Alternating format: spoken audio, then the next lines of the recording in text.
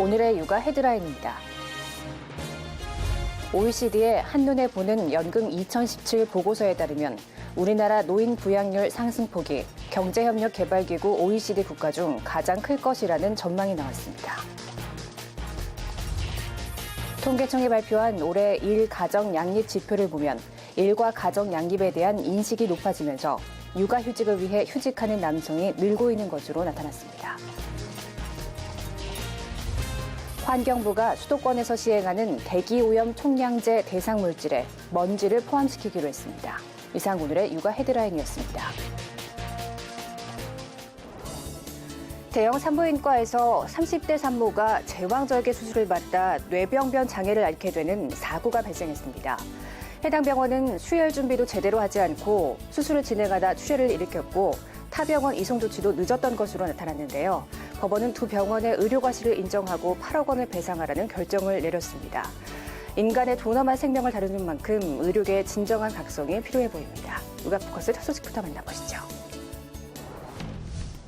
우리나라 노인 부양률 상승폭이 경제협력개발기구 OECD 국가 중 가장 클 것이라는 전망이 나왔습니다. OECD의 한눈에 보는 연금 2017 보고서에 따르면 한국의 노인 부양률은 2050년 72.4%로 2015년 19.4%의 3.7배로 급등할 것으로 전망됐습니다. 특히 35년간 한국의 노인 부양률 상승폭은 1.9배인 OECD 평균의 2배 수준에 달해 조사 대상국 중 가장 높았습니다. 한국의 노인 부양률이 급격히 증가하는 것은 인구 고령화가 빠르게 진행되고 있지만 출산율이 세계 최저 수준을 벗어나지 못한 데 따른 것으로 고령화 충격 등을 최소화하기 위한 연금 개혁 필요성이 제기되고 있습니다. 통계청이 발표한 올해 일가정 양립 지표를 보면 일과 가정 양립에 대한 인식이 높아지면서 육아휴직을 위해 휴직하는 남성이 늘고 있는 것으로 나타났습니다. 지난해 전체 육아휴직자 수는 8만 9천여 명으로 1년 전보다 2.8% 늘었습니다. 특히 남성은 56.3% 급증한 반면 여성은 0.3% 감소한 것으로 나타났습니다. 12개월 이하 자녀를 둔 여성의 육아휴직 사용률은 43.1%로 2010년 이후 지속적으로 늘고 있습니다. 육아기 근로시간 단축제도 이용 비율도 지난해 2,761명으로 1년 전에 비해 34% 증가했습니다. 저출산으로 인구 절벽이 걱정이란 목소리는 높지만 해법 내놓으라고 만든 저출산 고령사회위원회는 그간 유명무실했습니다. 이 위원회가 첫 공식 행사로 토론회를 열었는데 가장 먼저 강조된 해법은 일하는 여성의 독박 육아 문제 해결이었습니다. 여성 한 명이 평생 낳을 것으로 예상되는 자녀 수인 합계 출산율. 우리나라는 1.2명이 채 안 됩니다. 합계 출산율이 1.3명이 안 되면 초저출산 현상으로 분류되는데 벌써 2001년부터 16년째 이어지고 있습니다.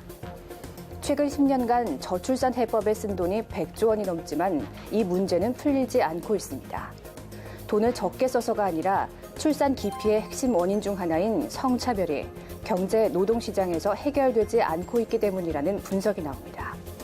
실제 해외 각국들도 출산율은 여성의 학력이나 경제적 지위가 오를수록 떨어졌습니다. 하지만 여성 고용률 60%를 기점으로 다시 늘어납니다. 이때 여성 고용률은 단순한 고용률이 아니라 이제 성평등 내지는 성평등 확대 내지는 성차별 해소를 전제로 한 여성 고용률을 이야기하고 있습니다. 그래서 우리나라의 여성 고용률은 20대 후반에는 70%에 달하지만 자녀가 초등학생이 될 무렵 50% 초반대로 떨어집니다.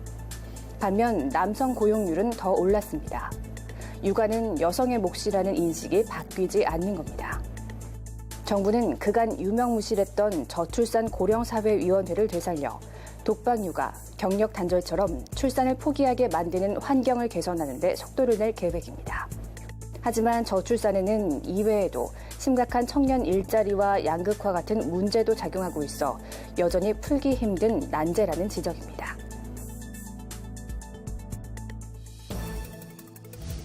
농촌진흥청과 대학연구팀이 공동 개발한 신품 종콩 파바톤입니다. 파바톤 잎은 지구상에 존재하는 식물체 가운데 최다량의 식물성 에스트로겐, 이소플라본을 함유하고 있습니다.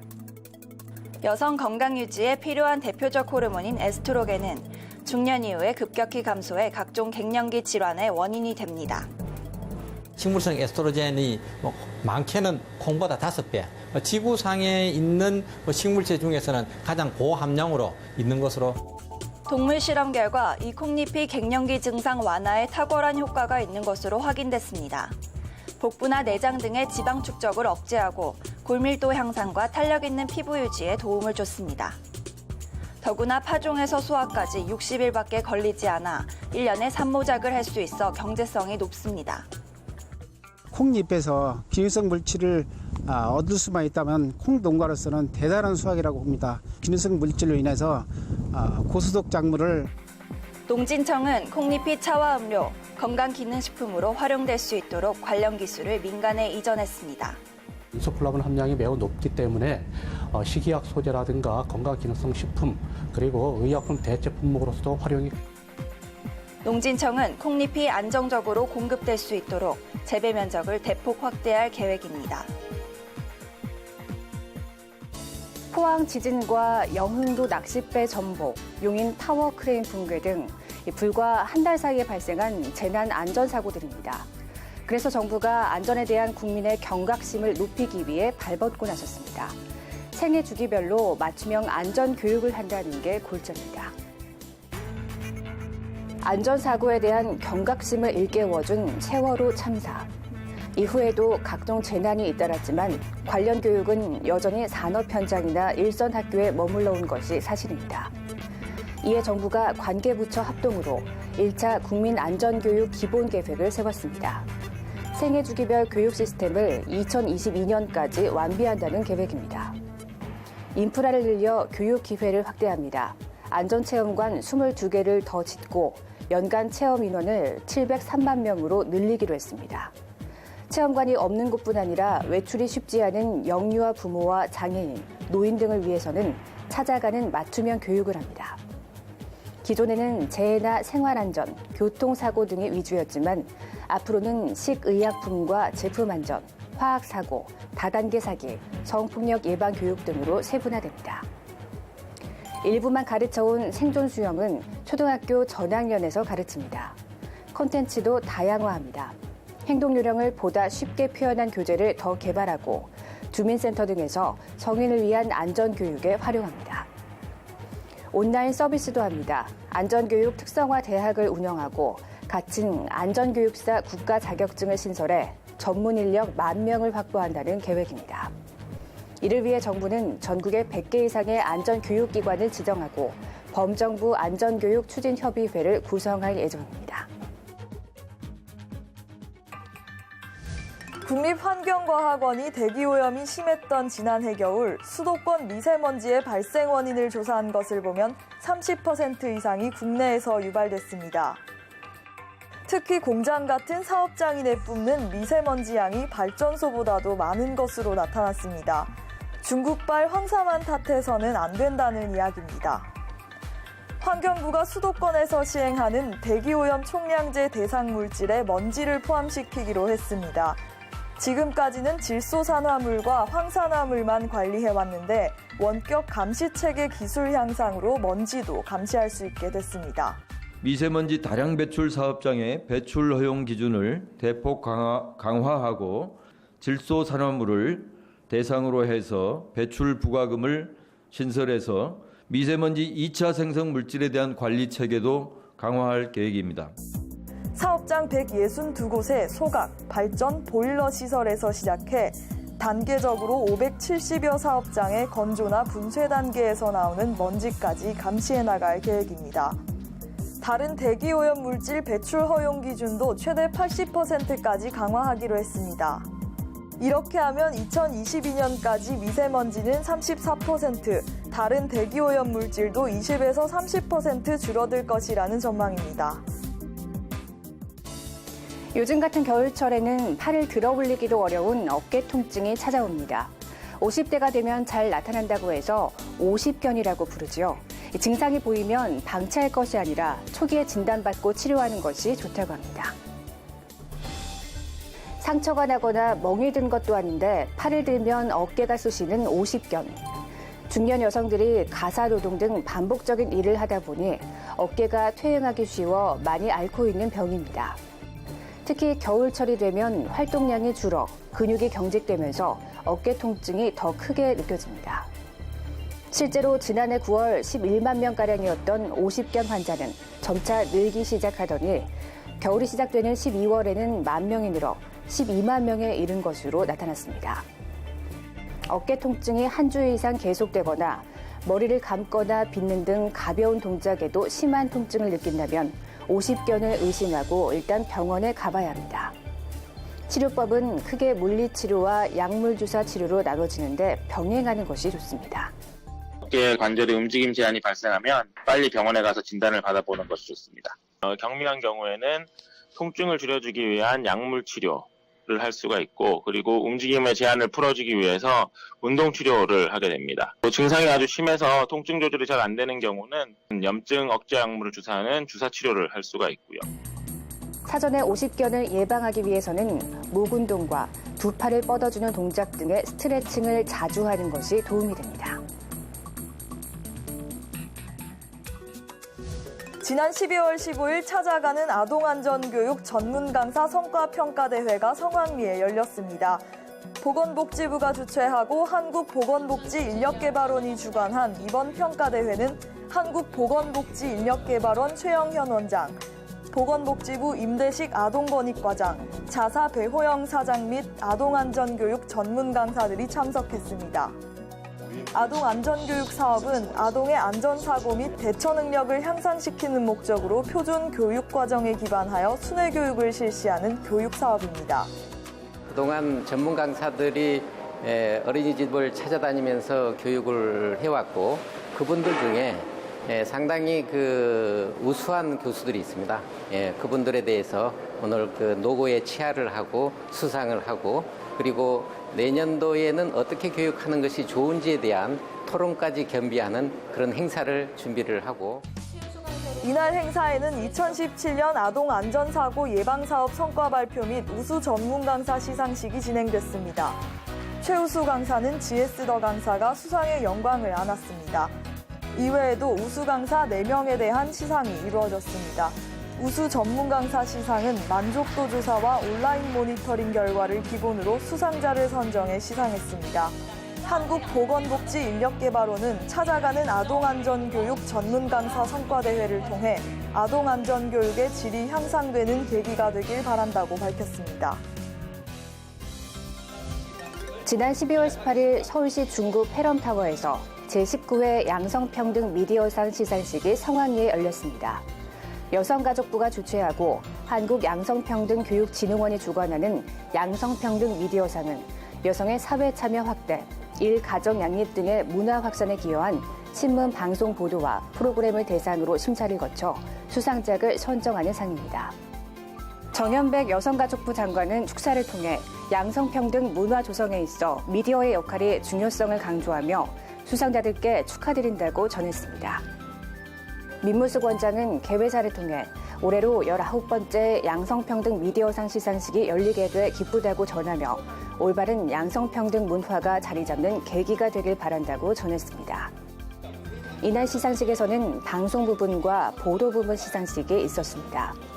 방송 부분 대상작은 SBS 스페셜, 82년생 김지영, 보도 부분 대상작은 불법 촬영 및 유포를 다룬 한겨레 신문사의 몰카, 디지털 성범죄다가 수상했습니다. 육아방송은 세계인의 육아 노르웨이 편이 방송 부분 우수상으로 선정됐습니다. 심사위원진은 육아는 여성의 몫이라는 그릇된 편견을 바로잡아야 하는 지금의 현실에서 선진국의 우수 사례를 통해 새로운 돌봄 문화를 제시하는 점을 높이 평가한다고 밝혔습니다. 저희 육아방송은 이번 수상은 시청자 여러분의 관심과 사랑 덕분이라 여기며 앞으로도 좋은 방송을 통해 시청자 여러분의 은혜에 보답하도록 노력하겠습니다. 이번 시간은 육아에 필요한 정보를 쏙쏙 알려주는 코너입니다. 오늘은 셀로판지 창문놀이 편입니다.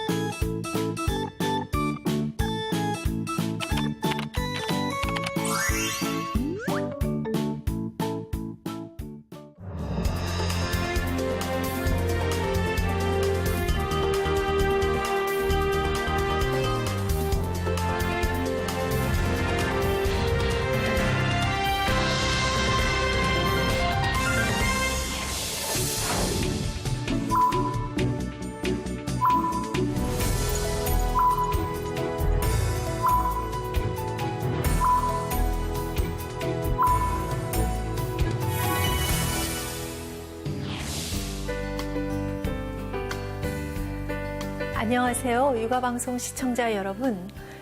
저는 한국아동권리학회 회장으로 있는 황옥경입니다. 오늘 저는 아동도 어른과 같은 사람입니다 라는 주제로 여러분과 이야기를 나누고자 합니다. 자녀 양육이 언제나 즐거운 것은 아니죠. 아이들을 양육하다 보면 힘들고 그리고 지칠 때도 있습니다. 부모로부터 분리되어 새롭게 탄생한 신생아를 어른이 될 때까지 키우고 이 아이들이 건강하고 행복한 삶을 살아갈 수 있도록 가르치고 경험하도록 기회를 제공하는 과정에서 부모와 교사 등 어른들이 겪는 어려움과 부담은 실로 엄청나다고 할 수 있겠어요. 시중에 나와 있는 수많은 육아 관련 책을 사서 읽고 주위 친구와 친척의 자녀 양육을 관찰하고 자신의 어린 시절 부모로부터 받았던 양육 경험을 우리 기억에 떠올릴 수 있기는 하지만 이런 것들이 부모가 직면하게 될 양육의 문제를 모두 해결해 주기에는 부족함이 있습니다. 아이들도 모두 다르죠. 또 사회 구조와 시대가 추구하는 가치 등은 급속하게 변화하기 때문입니다. 대부분의 사람들은 아이를 키우는 과정에서 아이를 어떻게 양육해야 하는지 방법을 배우게 됩니다. 부모들은 아동 발달의 특성에 대해 많이 알지 못하기 때문에 자신의 어린 시절을 떠올리면서 직감에 의존하여 자녀를 양육하기도 합니다. 그러나 이러한 직감은 감정적인 반응인 경우가 대부분인데요. 그래서 부정적이거나 폭력적인 어린 시절을 경험한 경우 많은 부모들은 아이를 혼내거나 때리는 것이 훈육법이라고 생각하기도 하고요. 자신의 감정을 조절하지 못하는 것에 대해서 아주 많이 속상해하기도 하고 또한 자녀 양육의 능력을 가지지 못한다라고 하는 무력감을 느끼기도 합니다. 자녀를 잘 양육하기 위해서는 아동에 대한 부모들의 인식이 무엇보다도 바뀌어야 한다고 생각하는데요. 부모가 아동에 대한 정확한 이해를 가지고 있을 때 아동의 발달 특성과 요구를 바탕으로 한 자녀 양육이 가능해지고 아동 학대의 위험을 피할 수 있습니다. 부모를 비롯한 어른들은 아동은 무능력하고 믿을 수 없고 연약하며 의존적이라는 고정관념을 반드시 벗어날 수 있어야 합니다. 사람은 모두 한때에 아동기를 경험하였지만 이 사실이 우리가 21세기의 아동이 된다는 것이 무엇인지 이해한다는 것을 의미하는 것은 아닙니다. 유치함이라든가 어린애 같은 등과 같이 아동에 대한 일반적인 표현은 아동의 특성을 바람직하거나 본질적인 특성으로 이해하기보다는 아동을 성인보다 부족한 다른 존재로 이해하게 만들죠. 이러한 생각이 너무 깊게 뿌리 박혀 있어 아동을 미숙하거나 무능하다고 말하는 것은 아동기가 사회에서 참여자로서 부적합하다는 인식을 갖게 해서 아동의 참여를 억제하는 데 어른들이 사용해 왔습니다. 뿐만 아니라 이러한 인식은 어느 때고 항상 성인의 감시, 간섭, 통제가 필요하다고 보는 것과 같이 아동기를 문제화한 사회를 양태했습니다. 이러한 인식은 부모 등 어른들이 아동을 훈육한다는 이름하에 학대하게 된 배경이 되기도 하죠. 쉴드와 마음이라는 연구자는요, 아동을 자신의 신체와 처우에 대한 능력이 있는 의사결정자로 보지 않는 것을 학대의 일종이라고까지 말했습니다. 아동은 유능하며 가치 있는 의사결정을 할 수 있고요. 아동 자신의 능력의 관점으로 아동의 역량을 평가할 수 있어야 하고 유용하게 공헌하는 시민이라고 인식되어야 합니다. 부모 등 어른들은 가끔씩 자녀를 훈육하는 게 무엇이고 아동학대는 어떻게 하는 것이 아동학대가 될 것인가의 경계를 이해하는 데 모호해합니다. 어떠한 이유로든 아동에 대한 신체적, 정신적 의해나 위험을 상황에 처하게 하거나 위협이 될 수 있는 양육행위는 학대로 간주된다는 것을 어른들께서는 반드시 기억을 해야 합니다. 긍정적 훈육을 할 수 있어야 하는데요. 긍정적 훈육이라는 것은 비폭력적인 방식이 되겠습니다. 아동을 존중하는 것이 우선이 되어야 하고요. 아동 발달 원리에 입각해서 일상의 갈등 상황에서 아동이 자율적 자기 통제를 통해서 문제를 스스로 해결해 나갈 수 있도록 돕는 양육이라고 볼 수 있겠습니다. 우리 부모님들이 이 점을 꼭 기억해 주시고 자녀들이 부모님들을 어렵게 하거나 갈등 상황에 처하게 하더라도 긍정적으로 훈육할 수 있도록 도와주셔야 할 것입니다. 감사합니다. 어린이집 아동학대 사건이 급증하는 가운데 학대 혐의로 처벌받은 어린이집들이 간판이나 보육교사들을 바꾸고 아무렇지 않게 운영을 지속해 부모들 사이에 논란이 커지고 있는데요. 일부 부모들은 아동학대 발생 사실을 모르고 입소 신청을 했다가 뒤늦게 알고 취소하는가 하면 어린이집을 급히 옮기는 사례가 속출하고 있습니다. 아이를 믿고 맡기는 게 왜 이리 어려울까요? 육아포커스 마칩니다. 시청해주신 여러분 고맙습니다.